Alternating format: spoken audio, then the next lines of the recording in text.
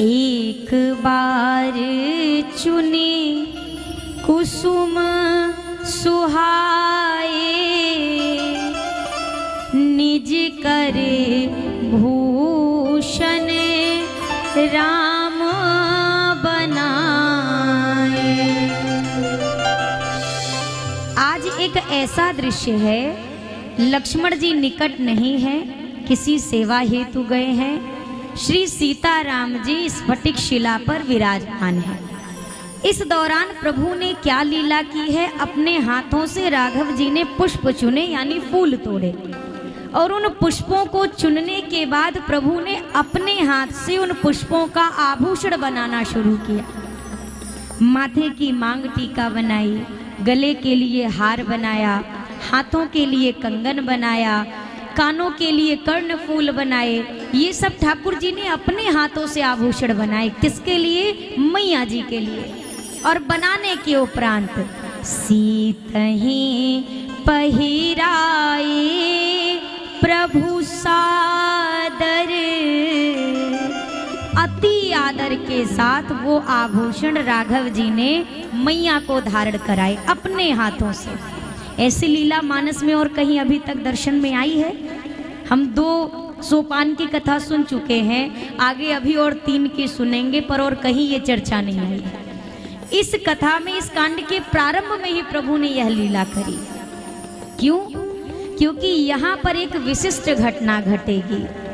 यही इसी सोपान में राघव जी वास्तविक सीता जी को अग्नि में स्थान देंगे, और अपने साथ जो सीता जी रखेंगी वो प्रतिछाया सीता जी रहेंगी।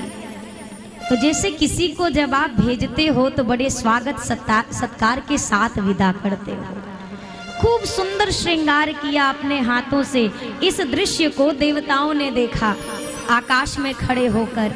अब उनको भी तो ये दृश्य दुर्लभ है, तो आकाश से पुष्प बरसाने लगे, सुमन वृष्टि करने लगे। सारे देवता लाइन से खड़े होकर हाथ जोड़कर खड़े हैं, कोई पुष्प बरसा रहे हैं। उन्हीं देवताओं की लाइन में, क्रम में एक था इंद्र का बेटा जयंत।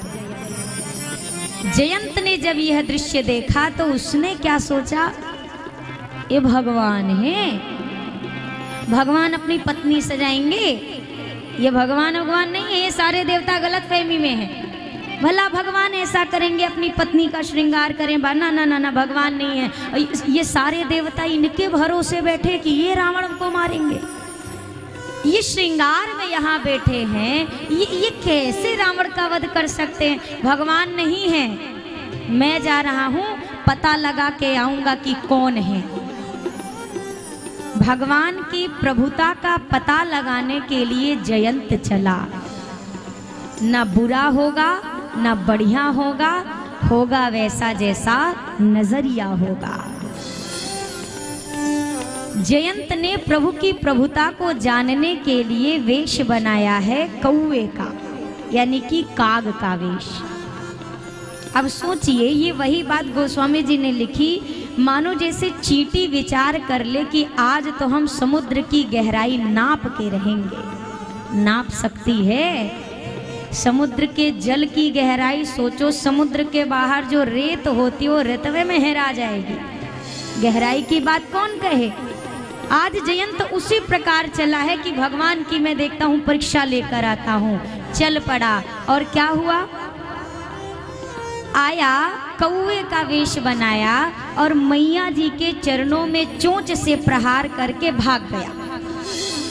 पर मैया ने, आप दर्शन करना मानस में, मैया ने राम जी से नहीं बताया कि जयंत ने ऐसा ऐसा किया, मौन रही। क्यों?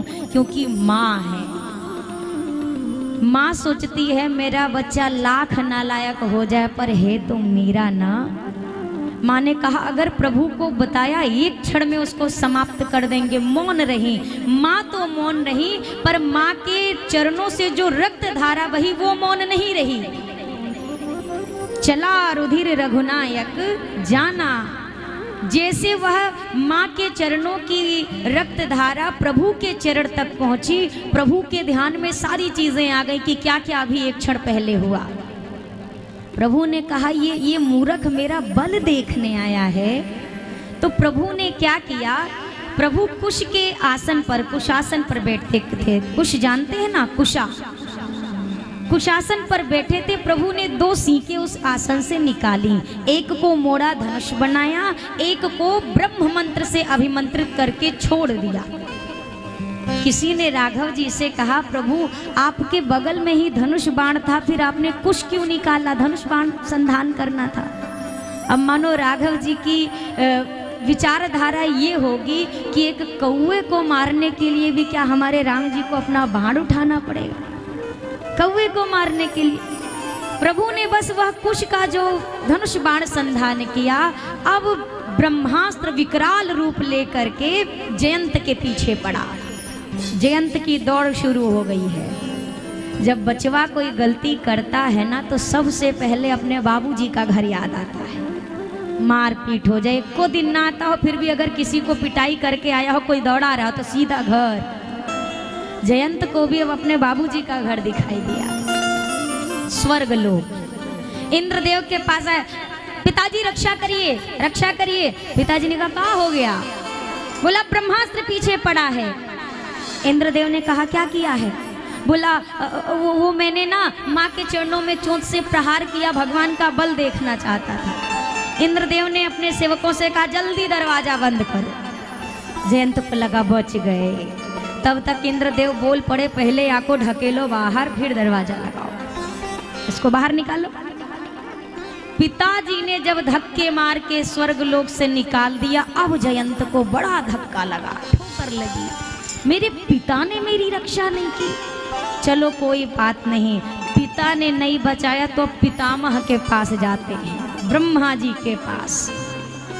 ब्रह्मा जी के पास, ब्रह्मदेव रक्षमाम, मेरी रक्षा करो। ब्रह्मदेव ने कहा, क्या हो गया?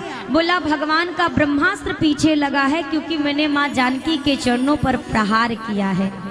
ब्रह्मा जी कुपित होकर बोले, इसके पहले कि दूसरा ब्रह्मास्त्र हम तुम्हारे पीछे लगाएं, तुम यहाँ से चले जाओ। सोचा अब तो भोले भंडारी ही एकमात्र बचे हैं जो हमें बचाएंगे। बाबा रक्षमाम, बाबा पहिलवे त्रिशूल लेके बैठे थे। आओ, भगा वहां से। अब क्या दशा है? काहू बैठन कहा ना ओही, राखी को सकई राम कर विद्रोही।